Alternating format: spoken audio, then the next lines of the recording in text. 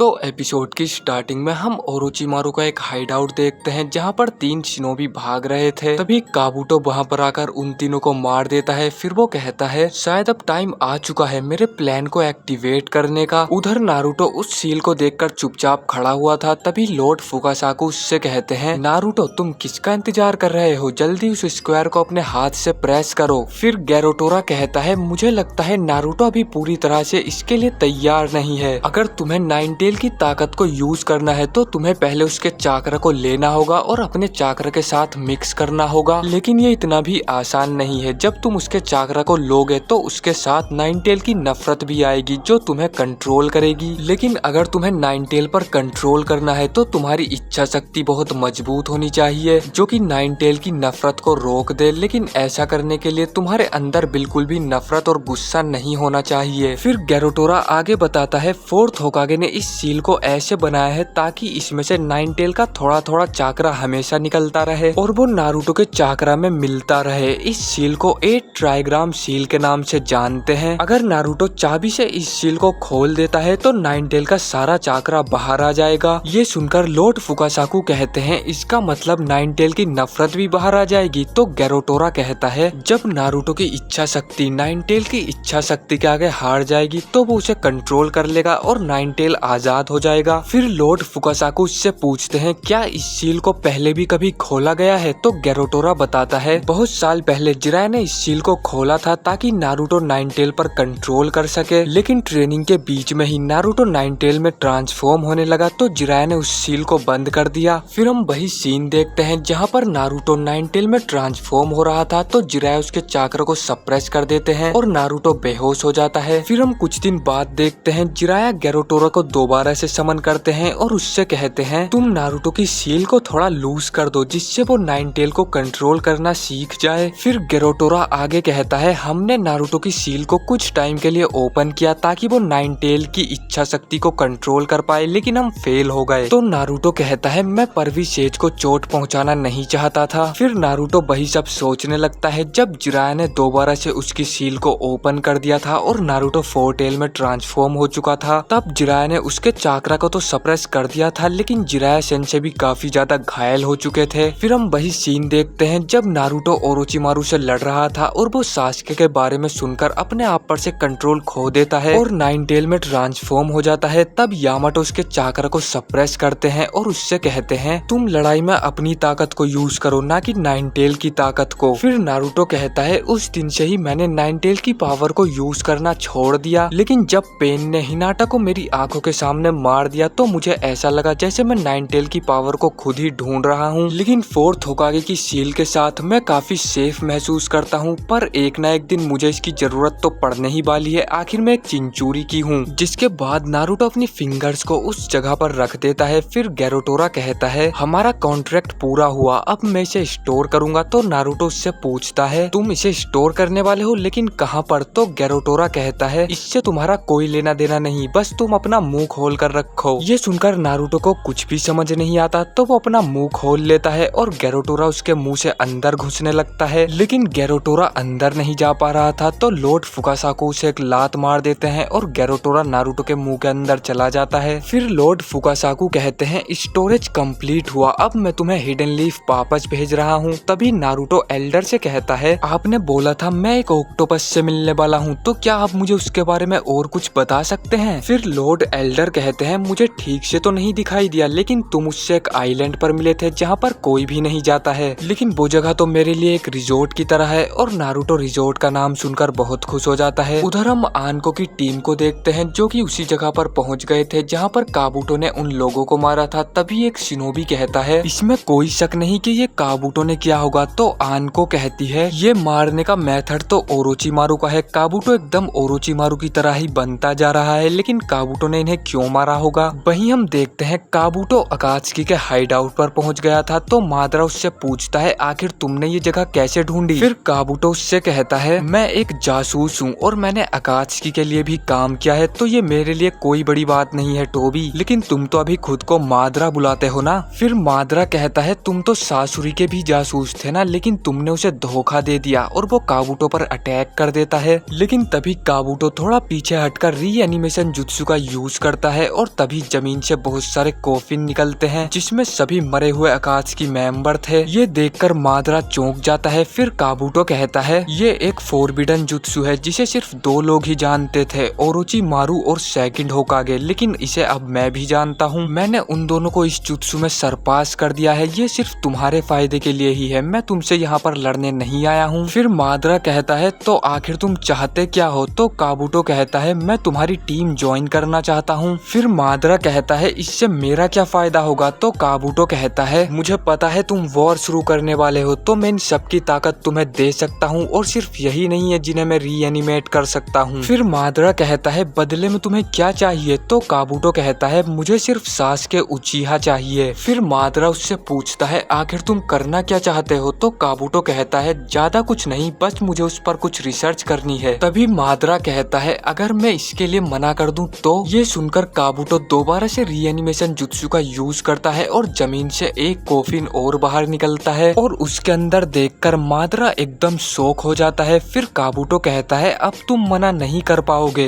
फिर मादरा कहता है काबूटो मुझे नहीं लगा था तुम इतनी तैयारी के साथ आओगे। ठीक है तुम मेरी टीम ज्वाइन कर सकते हो, लेकिन एक कंडीशन है, मैं तुम्हें सासुके को तब दूंगा जब हम वॉर जीत जाएंगे, उससे पहले तुम सासुके को कुछ भी नहीं करोगे। उधर हम टीम आनको को देखते हैं जो कि एक रास्ते से जा रहे थे और वहाँ पर बहुत सारी लाशें पड़ी हुई थी। फिर आनको सोचने लगती है ऐसा लग रहा है जैसे उसने हमारे लिए निशान छोड़े हैं और वो चाहता है हम उसका पीछा करें। फिर आनको एक शिनोबी को ब्याकुगान से देखने के लिए बोलती है और जैसे ही वो शिनोबी देखता है उसे काबूटो और मादरा खड़े हुए दिखाई देते हैं। जिसके बाद वो शिनोबी आनको को सब कुछ बता देता है और आनको सोचने लगती है क्या काबूटो हमें अकात्सुकी के हाइड आउट तक लेकर आया है? ये इन्फॉर्मेशन हमें जल्द ही ब्लिच तक पहुंचानी होगी। और ये एपिसोड यहीं पर खत्म हो जाता है। तो अगर आपको वीडियो पसंद आई हो तो लाइक कर देना। इसके पिछले एपिसोड्स के लिंक आपको डिस्क्रिप्शन बॉक्स में मिल जाएंगे। मैं मिलता हूँ आपसे बहुत जल्द किसी नेक्स्ट एपिसोड में।